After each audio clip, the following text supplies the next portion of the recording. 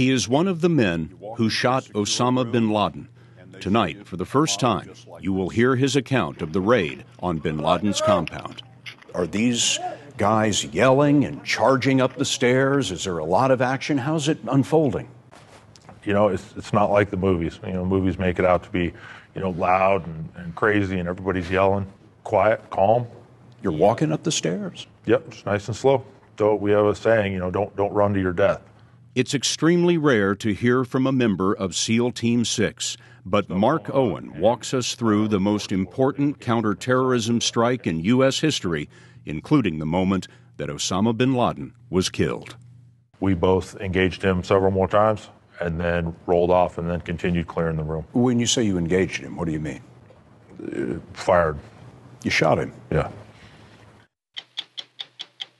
I'm Steve Croft. I'm Leslie Stahl. I'm Morley Safer. I'm Bob Simon. I'm Lara Logan. I'm Scott Pelley. That story tonight on 60 Minutes.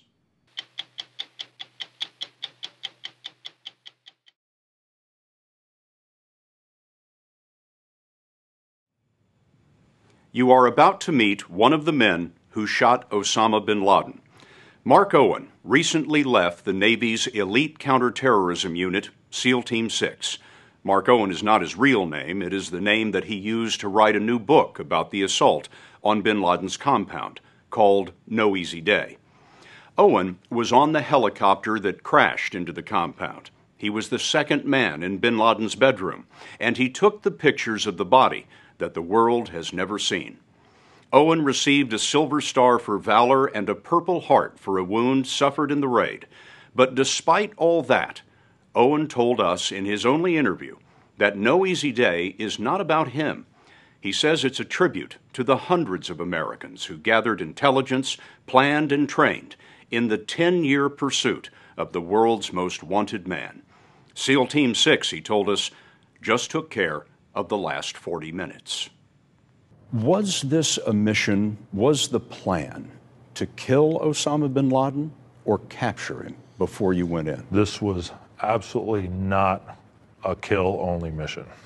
It was made very clear to us throughout our training for this that, hey, if given the opportunity, this is not an assassination. You will capture him alive if feasible. That was the preferred thing? Yes. To take him alive, if you could? Yeah. I mean, we're not there to assassinate somebody. We weren't sent in to murder him. This was, hey, kill or capture. We've never heard the story from someone who was there. The raid, May 1st, 2011, had been years in the making, but in the moment, the best laid plans failed, leaving a small team of Americans to improvise victory from near disaster. This operation was one of the most significant operations in U.S. history, and it's something that I believe deserves to be told right and deserves to go in a book and stand for itself. You're in disguise as we do this interview today, and I wonder why. The focus shouldn't be on me. The focus should be on the book. I'm not trying to be special or a hero or anything. I'm just trying to tell the bigger story. But you're in disguise also for your own security. Yeah, absolutely. Tell me about that. What concerns you? You know, the enemy has a long memory. And so we spent a long time perfecting a new look for Owen. Before each interview, the best artist spent 4 hours thoroughly changing his appearance. We've used shadows to enhance the effect, and we've altered his voice. When I first joined the Navy, Chief Petty Officer Owen was in the Navy 14 years. He had read about the SEALs in junior high school and set his sights. How many times have you been to war since 9/11? I've done 13 combat deployments. Afghanistan? Afghanistan, Iraq, all over. There are several SEAL teams, but Owen rose to the very top, a unit called the Naval Special Warfare Development Group, SEAL Team 6. SEAL Team 6 is made up of a number of squadrons, and I wonder, why was your squadron chosen for this particular mission? Was there something special about you? Nope. Certainly nothing special about me, nothing special about the 24 guys that were chosen, nothing special about our squadron. It really could have been any number of guys. You just happened to be available for training. Yes. In April 2011, they had just returned from Afghanistan when they were told to report to North Carolina for an exercise. Give me the lay of the land here. What do we see? Owen walked into a top-secret briefing room, saw a model of a compound, and heard this from his buddies. What did they say? Said, hey, we found bin Laden, or we think we found bin Laden, and they want us to come up, rehearse and come up with a plan. If there's going to be a ground option approved, they want us to rehearse for one. What did you think? Awesome. The mission was Operation Neptune Spear, under the authority of the CIA. The agency had tracked a bin Laden courier to a curious compound in Abbottabad, Pakistan. They'd been watching the compound with satellites. The house seemed too big for the neighborhood. There was no telephone connection. The people there burned their trash. There was a wall 12 feet high and a walled-in balcony. Who lived up there? They briefed us on the individual they were calling the Pacer. The Pacer? The Pacer. So he would come out of the house and kind of walk around the yard to what was assessed to just be getting exercise. Where did the Pacer pace? Over here. In this courtyard back here? Right. So he'd just kind of walk out in here, and a lot of the vegetation out here was probably purposely planted so surveillance couldn't see down on him. And he would just go round and round and round? Yep.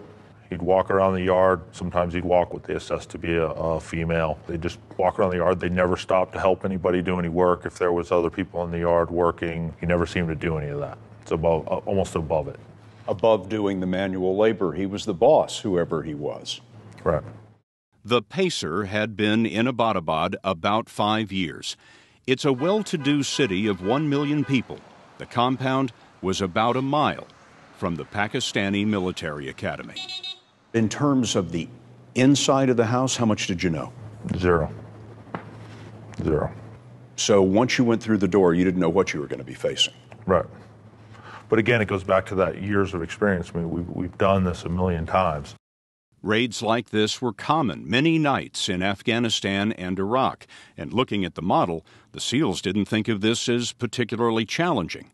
The tricky part was getting there. The U.S. wasn't telling Pakistan, so the helicopters could be shot down by Pakistan's modern air defenses. The pilots were from the Army's 160th Special Operations Aviation Regiment. 2 modified Blackhawks, call signs Chalk 1 and Chalk 2, would drop 24 SEALs and a Belgian Malinois combat dog named Cairo. Chalk 1, which is the one I was on, was going to hover over the compound here.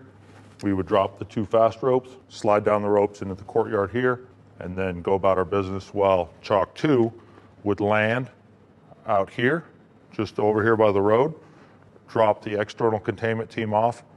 They would provide security external. We'd have 2 men, and our combat assault dog would do a quick patrol of the perimeter down to the south and around to make sure that there was no tunnels underneath the walls if somebody did hear us coming and had time to escape. After dropping those guys off, the second helo was going to come up, hover over the 3rd floor, drop off the remaining guys. They would then hop right down into the balcony, assaulting from the top down, and our guys would assault from the bottom up. A few days after getting the mission, they had their plan, and so began weeks of rehearsals on a full-size version of the compound built in North Carolina. How many times did you assault it? How many times did you train on it? A lot. Between when we got the mission and when we left for Afghanistan, we probably get 100 times. So how unusual was this kind of training? Yeah, very unusual. I've never had all the mock-ups. I've never rehearsed for something for 3 weeks. One rehearsal had an audience. The nation's highest-ranking officer, Admiral Mike Mullen, chairman of the Joint Chiefs, the head of Special Operations, Admiral Eric Olson, and observers from the White House. One of the things that I liked after the fact was I remember Admiral Mullen coming by and talking to each one of us, and then Admiral Olson as well. And I thought that was cool. They walked by, shook each of our hands, and said, "Hey, are you guys ready? Can you guys pull this off?" And I'm pretty sure to a man we all said yes, absolutely. The team got several days off at home around Easter. Then, in late April, about a month after they got the mission, They loaded on a plane bound for a U.S. base in Afghanistan. The president wasn't convinced yet. No one confirmed that bin Laden was the pacer, so SEAL Team 6 was on standby. One of the passengers on their plane was a CIA analyst who had spent 5 years on bin Laden's trail. I can't give her enough credit. I mean, she, in my opinion, she kind of teed up this whole thing and is just, wicked smart, kind of feisty.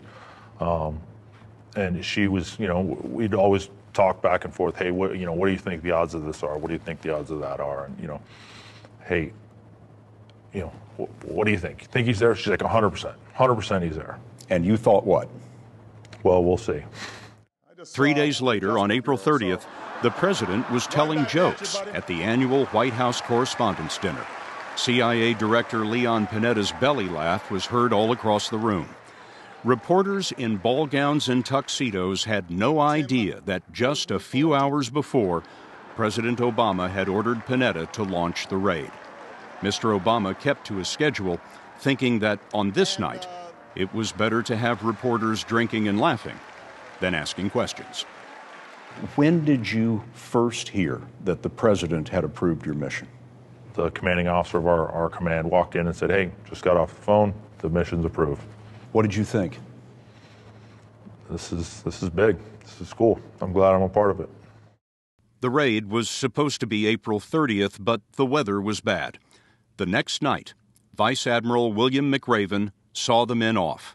He was a SEAL, and he had planned the mission as head of the Joint Special Operations Command. Just before midnight, the Black Hawks started the sprint from the U.S. base in Jalalabad, Afghanistan, to Abbottabad, about 150 miles away. The helicopters were blacked out against a clear, moonless night. The Army pilots, guided by night vision goggles, flew high speed, treetop level, under Pakistani radar.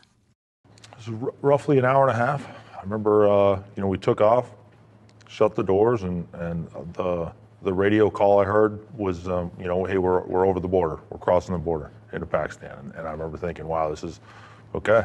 This is happening. And I swear I glanced around the helicopter and half the guys were sitting there asleep on the ride in. It was an hour and a half ride. You guys got to catch a few Z's on the way in. Wait a minute. Your team is flying in to Osama bin Laden's compound, and they're asleep? Yeah, no, it's your time to just kind of shut your eyes, relax, mentally walk through whatever you need to walk through. It was about 1 o'clock in the morning, 66 degrees, 65% humidity, with calm winds.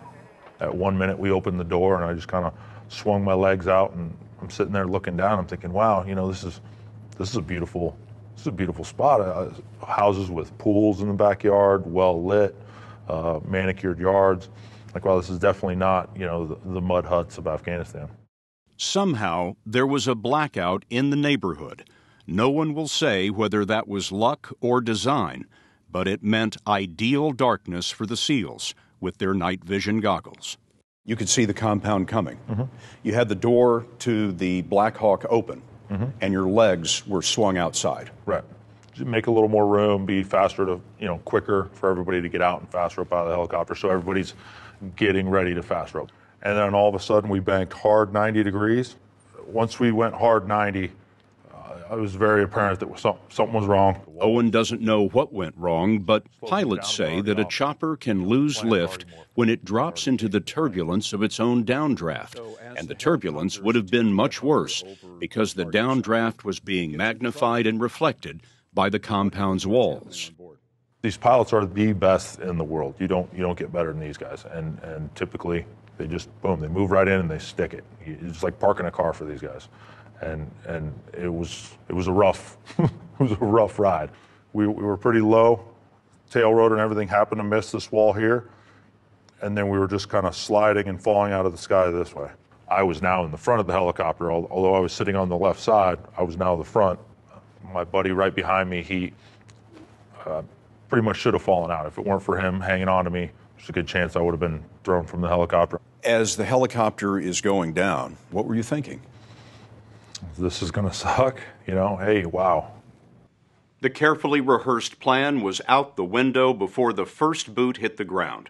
With one helicopter and half the SEALs crashing, the second helicopter abandoned the roof assault as too risky, and the SEALs began to improvise. One thing was sure now: the people in the house knew they were coming.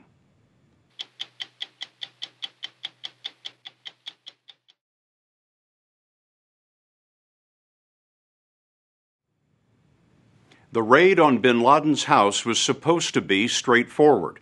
2 helicopters, call signs Chalk 1 and Chalk 2, carried 24 members of SEAL Team 6, each man hauling 60 pounds of gear. One group planned to slide down ropes onto the roof of the house. Mark Owen's group planned to rope down into the courtyard. But Owen's helicopter crashed, and now everything was changing for the most important counterterrorism assault in U.S. history. Tell me about the crash. The pilot had mentioned, I remember him mentioning in the rehearsals, he's like, if I have to ditch this thing, I'm going to try and put it down in this courtyard. So that's exactly what he did. You could hear the helicopter winding up. He was putting all the power on it he could, but it wasn't helping. No, nothing. Came in and impacted, boom. Had the angle been more, the rotors would have hit the ground, snapped off, and caused us to roll. Had the tail rotor hit, obviously would have broken, caused us to break and roll. The load-bearing section of the tail landed precisely on the wall. The strongest part of the tail just happened to land on the wall. Yep, and the angle happened to be perfect. It all came down to inches, really, inches either way. We stopped, the main rotor blades are still turning. I don't think you could recreate that if you tried. Lucky. Lucky, but again, huge props to these pilots. I mean, everybody wants to meet the guy who shot bin Laden. I want to meet the pilot. I mean, I wouldn't be here if it weren't for him. If the pilot had not brought your helicopter down intact, would the mission have failed? No, I don't think so, because Chalk 2 was on the ground, and as soon as they saw us crash land, that Chalk 2 helicopter pilot saw that happen, decided not to push the position to go to the roof. And that's one thing that Admiral McRaven said in one of our very last rehearsals, briefs, dry runs right there in Afghanistan before we launched. He stood up and he said, hey, listen, don't try any fancy stuff, just get the guys on the ground and they'll figure it out. You mentioned in the book that one of the Army pilots that was flying your team looked to you to be about 50 years old. He was definitely a little older. But I guess in this line of work, it's experience that matters. Yeah, he's probably been flying longer than I've been alive, so nothing wrong with that. They had planned to be on the ground 30 minutes, but now they were running late. Owen's team landed in this courtyard, walled off from the house. So your team does what? I ran out here, I turned around and looked, and I see the guys on the left side of the helicopter. They're sitting staring at the front door. So they simply hop out and go right to the front door like nothing happened. Go right to this door here. Yep. The other helicopter landed outside the perimeter wall, dropped all of its SEALs, and took off. Now, what's your objective? What's your team supposed to do right now? We are clearing and securing the southern compound. You expect to find people in this building, and you want to clear that building so the rest of the team can do what they need to do in here. Exactly. I think what SEALs are good at is what I consider pickup basketball. We all know how to play the game. You hear the saying in the teams is, can you shoot, move, and communicate? So we all know how to shoot. We all know how to move efficiently and tactically, and we can communicate clearly. So when something goes sideways, we're able to play that pickup basketball and just kind of read off each other. Now the SEALs were in several groups. One group was outside the perimeter wall to make sure no one escaped. The group that was supposed to rope to the roof was outside the wall looking for a way in. Owen led his team to the outer building where they expected to find one of bin Laden's couriers. We got to the door. Obviously, we made tons of noise at this point. It had taken a little longer to get there. So, the element of surprise is slipping away quickly. We got to the double doors. I tried it once real quick. It was locked. My buddy who was with me is carrying a sledgehammer, pulls it out, gives it a couple good swings. Nothing. Door's not going anywhere, kind of solid metal. So I'm like, okay, we're going explosive. We all carry explosive charges. I pulled one off, got on my knee, and started setting it. And right as I was attaching it, a round started coming through the door at us. Somebody started shooting at you from inside the house, and the bullets were coming through the door. Yep. Immediately, my buddy who was standing up started returning fire. I kind of rolled away from the door, blindly returned fire back through. You couldn't see what was on the other side, and then it went quiet. Thankfully, the SEAL that was there with me, that initially returned fire with me, spoke Arabic, so he immediately started calling out to the people inside, started hearing the metal latch on the inside of the door. Are they going to come out with a suicide vest? Are they going to throw a hand grenade out? Are they going to, spray their AK? Door opens up, a female holding the kid, a couple kids right behind her. You got your finger on your trigger and you're looking at a woman with her children. Yeah. Split second. We just received fire. My buddy speaking Arabic, he's asking her, hey, where's your husband? What's going on? And she replies back to him, he's dead, you shot him. Owen didn't notice until later, but he was bleeding, a shoulder wound from a fragment of something in the firefight. Yeah, I just got a little piece of frag in my shoulder from some of the rounds that came through. It really wasn't a major wound at all, but I carry a set of bolt cutters to cut locks with. When I got back, I was checking my gears, any holes or anything, and I pull out the bolt cutters and I've got the bullet stuck in the handle. So the bullet just missed me by a little bit. The handle stick up either side of my head. Right by your neck. But you don't consider that to be a big deal? No, plenty of other guys have suffered much worse, so it's not a big deal. Within 5 minutes, Owen's team cleared the outer house. More SEALs entered the compound and converged on the first floor of the main building. Inside, they found another courier with an assault rifle. Those SEALs were in the process of shooting the second gunman. Right. And his wife jumped in front of him. All the women on target were very hostile. It's something very different than what we see in Afghanistan or Iraq. You typically don't see the women that are this aggressive and hostile. Even though the females had come out of this building and talked to us, they were still very combative and aggressive. And we saw that throughout the entire compound, even all the way up on the third floor. They secured the ground floor and then the second floor. The team continued to head up these stairs single file. The first SEAL in line is called the point man. Owen, at this point, was right behind him, number 2, going up to the third floor. The SEALs had been told they could expect one of Osama bin Laden's sons. Guys start making their way up the stairs, and it's quiet. It's pitch black in the house. No lights, all night vision. Get to the second floor. Intel had said, we think that Khalid, his son, lives on the second floor. This is Osama bin Laden's son. Yeah. The guy in front of me, who's point man, he sees the head pop out and disappear really quick around the corner. It's like, okay, who is it? What do you think? I don't know. He literally whispers, not amped up, not yelling, not anything. He whispers, hey, Khalid. Whispers Khalid's name. Doesn't know if it's Khalid or not. Khalid literally looks back around the edge of the hall and he shoots him. What was Khalid thinking at that time? Look around the corner. Curiosity killed the cat. I guess Khalid too. It had been 15 minutes since the crash. It was now about 1:15 a.m. Give me a sense of what this scene is like in there. Are these guys yelling and charging up the stairs? Is there a lot of action? How's it unfolding? It's not like the movies. Movies make it out to be, loud and crazy and everybody's yelling. This is what we do. We're really good at it, and so it's quiet, calm, like we've done it a million times before. We have a saying, don't run to your death. So nice and slow, and we head up the stairs. Khalid is dead on this landing. The point man is stepping past Khalid, and now you're number 2 in the stack. You're right behind the point man. Yep. I kind of trying to look around him, hear him take a couple shots, kind of see a head, somebody disappear back into the room. The point man had seen someone stick his head out a door and shot him just the way he'd shot Khalid. Yep.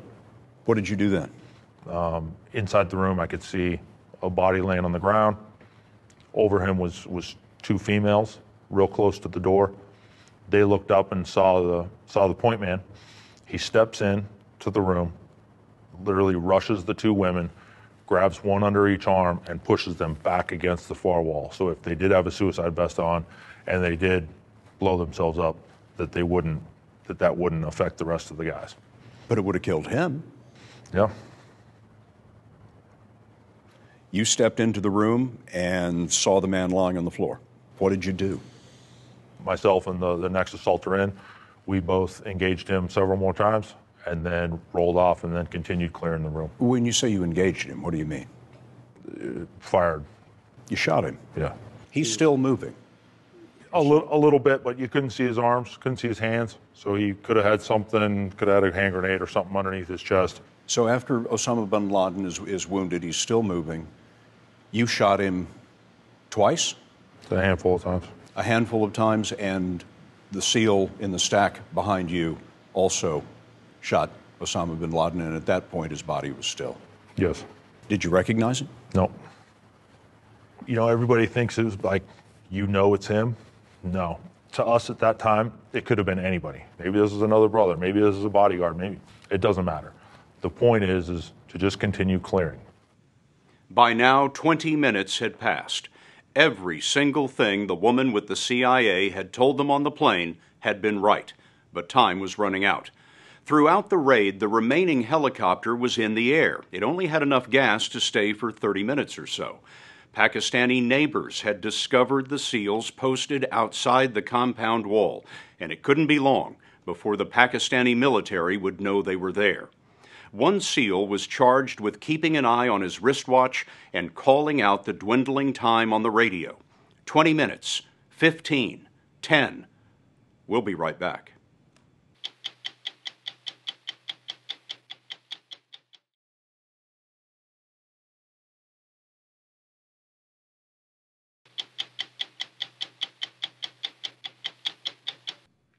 As time was slipping away, Mark Owen and a couple of other members of SEAL Team 6 kneeled around a mangled body on the third floor of the house in Abbottabad, Pakistan. Everything the CIA analyst told them about the raid on Osama bin Laden's house had checked out exactly as she said. But was this bin Laden?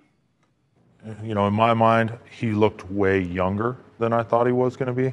His beard wasn't gray at all. You know, I'd studied lots of photos of him, and you know, they were always gray. His beard was dark black. Identifiably, he was very tall. So, okay, you know, you can kind of chalk that up as something. Bin Laden was about 6'4". Right.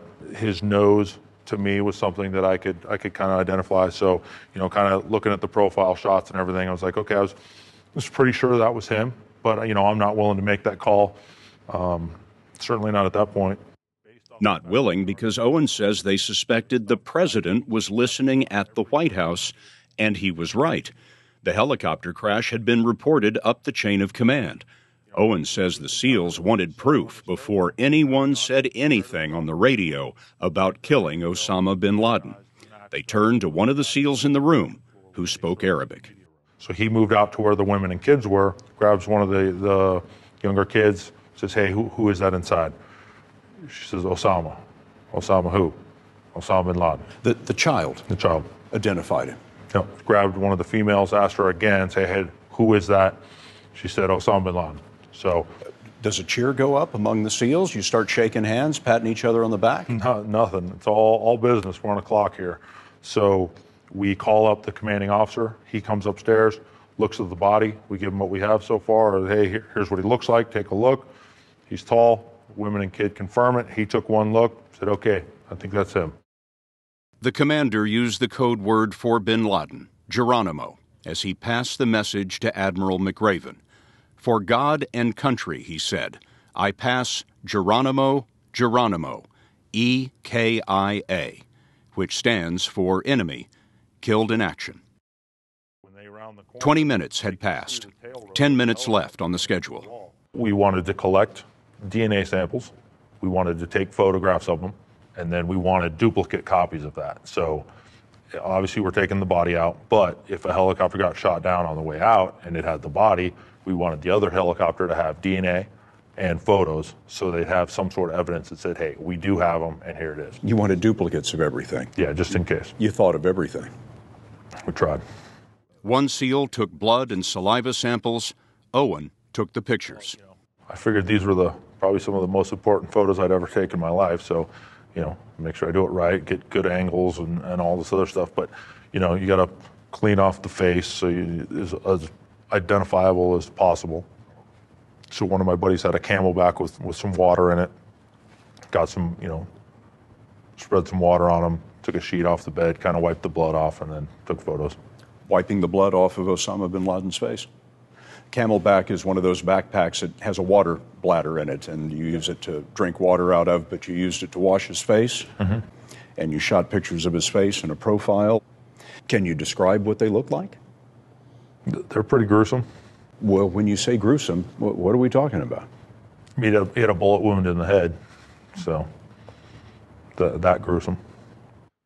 2 SEALs took the body downstairs and zipped bin Laden into a bag. In the bedroom, Owen found an assault rifle and a pistol on a shelf. And some people would argue that, why did that point man take those shots? Well, immediately, the first door we went to, my team was engaged by enemy fire through the door. So automatically, we know we're going into an enemy compound. Shots being fired back at us immediately. AK found next to Khalid on the stairs. All those boxes have been checked that if a guy sticks his head around the corner, he very easily could have a gun. You don't wait to get that AK or the grenade thrown down the hall or the suicide vest. So in the split second, that's when he engaged. He did have a gun, but he didn't use it. And I wonder what you make of that. I think in the end, he taught a lot of people to do, martyr themselves, and he masterminded the 9/11 attacks. But in the end, he wasn't even willing to roger up himself with a gun and put up a fight. So I think that speaks for itself. Back on the second floor, the SEALs were grabbing computers, disks, flash drives, videotapes, more priceless intelligence than they could carry. There was so much stuff in this house. The guys are just stuffing this stuff in garbage bags? We had carried bags with us, but we filled all these bags up. So you just find some, an old gym bag on Target, dump out whatever's in it, and use that. As we were running out, I look over at my buddy. He's got a bag of stuff in one hand, like, Santa Claus running out of there, but a bag full of goodies in one hand that he'd collected and a computer terminal in the other. The plan had been to be on the ground for 30 minutes, but now they were a few minutes late. It was after 1:30 a.m. Now things are starting to pick up outside. People have obviously woken up at this point. They're coming over to investigate what's going on. They were the neighbors, and they had a lot of questions for the SEALs standing guard outside the wall. So that's where things could get real dynamic for that team outside. Everybody wants to know what was going on inside. That team had way more responsibility than just about anybody else because they were dealing with all the what ifs outside. What if the police showed up or the military? We're running out of time. We got to get going. There's neighbors approaching. The interpreter that was out here said, "Hey, there's a police operation going on here. Go back to your homes." And they'd simply go back away. Among the unfinished business was the crashed helicopter. It was a secret design loaded with secret gear. They had to blow it up. A message was passed to their explosives expert, called the EOD man. Prep it to blow, they said. But the "it" in the message was a little vague. The EOD guy thinks he means prep the house to blow. So there we are in the middle of this, and he's like, "Okay, roger that, prep it to blow." So he's running around the first floor of the house, setting his charges, getting ready to blow up the house, and somebody looks over at him and is like, Dude, what are you doing? He's like, "Oh, I'm prepping it to blow." He's like, not the house, the helicopter. Well, he hadn't got the word that there was a helicopter even down. He's like, "What helicopter?" He's like, "The one in the courtyard, go take a look." So he runs outside, sees the helicopter, and then they proceed to rig it to blow. It was past time to go. 2 large helicopters called CH-47s, filled with reinforcements and fuel, had been standing by during the raid. The remaining Black Hawk would return for half of the SEALs. A CH-47 would pick up the rest. The Black Hawk that's picking us up lands first. We run through the field carrying the body in the body bag, load the remaining Black Hawk, and then we slowly lift off and move away. While they're waiting for the 47 to come in, the timer on the charges is ticking down. The explosion on this helicopter is coming. How much time have they got? Not much left. Minutes. They're under 30 seconds. They're running down. The team leader that was in charge of the demo team, he gets a hold of the commanding officer, gets him on the radio talking to the 47, tells the 47 to do a go-around. As he's doing the go-around to the south, boom, the charge goes. Our Black Hawk's already gone. This explodes, big, huge explosion. The 47 comes right back around, lands, the guys load on, and now they're airborne. We're done. We're clean from the target. That glow at the compound was the helicopter on fire. The SEALs were on the ground about 38 minutes, which meant their Black Hawk had been in the air, waiting, a little longer than planned. Sure enough, I'm sitting in the helicopter, and you turn around and look in the cockpit, and I see flashing red lights. Well, I'm not a pilot, but anything flashing red in a vehicle is typically not good. Those gas gauges. We're about to run out of fuel. During their escape, the SEALs were forced to land in Pakistan. One of the CH-47s was waiting on the ground and refueled their Black Hawk. The Pakistanis didn't get you on the way in, but you're concerned they're going to get you on the way out. Sure, we got to get out of here. When did you know that you were out of Pakistan? They radioed over, came on over the radio, said, hey, we're back in Afghanistan. And you thought what? Big sigh of relief, and wow, we might have actually pulled this off. This is crazy. Was there ever a point, Mark, in which you shook hands with each other, slapped each other on the back? Yeah, once we landed, everybody kind of hugged and high-fived and took a couple photos, and it was our 5-minute, hey, cool, we pulled this off, good job, and then it was back to work. In his book, Owen describes how they loaded the body onto a pickup truck and brought it to a hangar where Vice Admiral McRaven, head of Joint Special Operations Command, was waiting. They unzipped the bag. Standing nearby was that CIA analyst who had spent years on bin Laden's trail. Miss 100%, the woman who told you that she was 100% certain that they had Osama bin Laden. Right. So we're all in the hangar. Immediately we saw her, and she started crying, and it was a pretty significant event in her life, I'm sure. 6 hours later, the president announced it to the world. Tonight, I can report to the American people and to the world that the United States has conducted an operation that killed Osama bin Laden, the leader of al-Qaeda. Yeah, we watched it live. It was they had some TVs set up in the hangar that we were at, and literally still in your camouflage uniform, our gear kind of set to the side, and we heard it was coming on. We went and gathered around and watched the address. What did you think? Now the world knows that we've got him.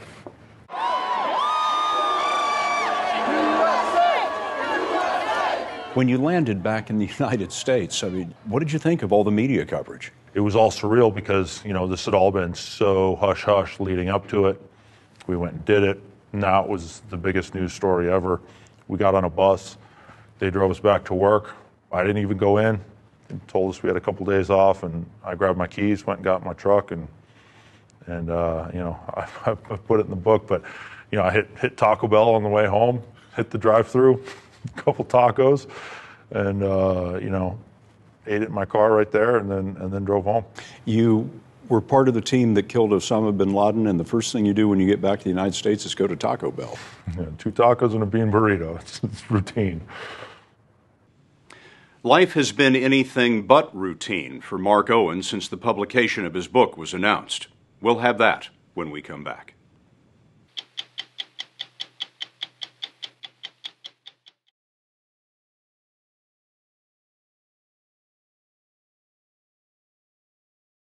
Days after returning from the raid in Abbottabad, Pakistan, Mark Owen's squadron boarded an ancient C-130 transport plane for one more mission.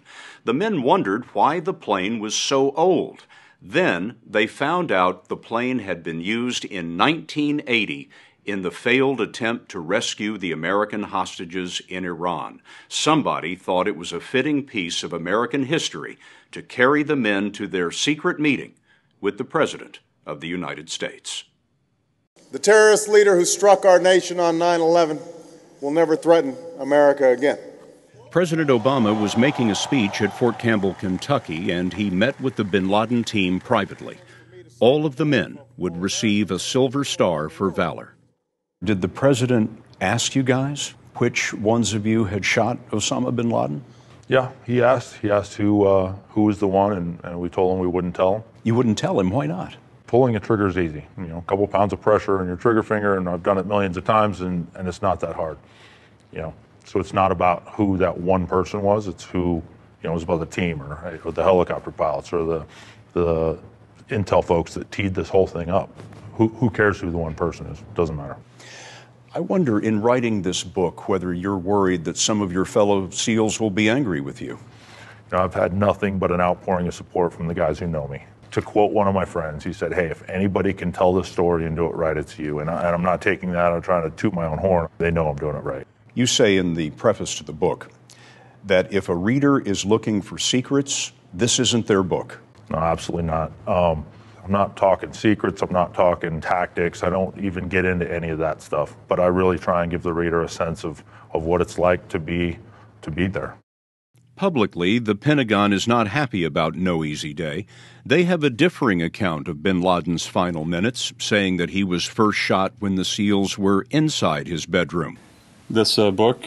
Spokesman George Little said last week that Owen signed a secrecy agreement as a SEAL and should have submitted his book for editing by the government. And the author is in material breach of his secrecy agreements with the United States government. We believe that sensitive and classified information is contained in the book. I don't think I could be any clearer than that. But Owen insists there is nothing in the book that compromises the secrets of the United States or the safety of the SEALs. And there was one more thing that he wanted to say. The release of the book was timed to the anniversary of 9/11. My worry from the beginning is, you know, it's a political season. This book is not political whatsoever. It doesn't badmouth either party, and we specifically chose September 11th to keep it out of the politics. You know, if these crazies on either side of the aisle want to make it political, shame on them. The bin Laden raid was Mark Owen's last. A few months later, he went to New York and saw Ground Zero for the first time. Our team played a small little piece. Some people would argue bigger, but you know, to us, we were just doing our job. It's not a big deal. We were just lucky to be at the right place at the right time. But then going to New York and where the World Trade Centers stood at one point, and it just very, very emotional. Nearly 3,000 people were killed right there alone. It was emotional, and it was like, you know what, it was ready to move on, full circle. Your team had avenged those deaths. Absolutely. When word of the book No Easy Day came out last month, a cable news channel learned Mark Owen's real name and reported it. Since then, others have reported his name. We will not. Owen intends to donate most of the profits from the book to charities that support families of fallen troops. He wanted us to know that he thinks of what he's written as a public service to get the history straight and as a tribute to every Navy SEAL wherever they may be serving tonight. Go to 60minutesovertime.com to hear more about Mark Owen's Navy SEAL assault and what he saw inside bin Laden's room.